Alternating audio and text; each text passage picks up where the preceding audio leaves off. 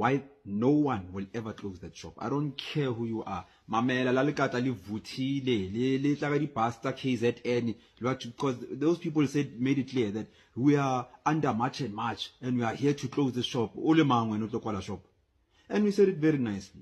I asked the question. Listen, if you say we knew on the 30th, the people must go.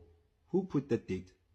Nhlanhla Lux is against the closing downs of Pakistan's tuck shop by the March and March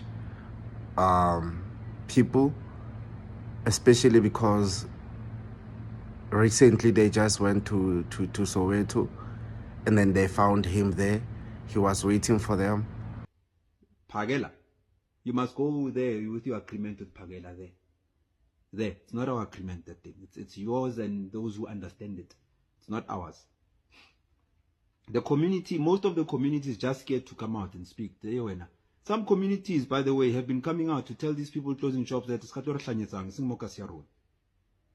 Batho ba tlo di kasta bona, ba tswa di hostel. Go di hostel chopo tse ding dia span, mara ba tla mo ka sia rona ba tlo kwala shop.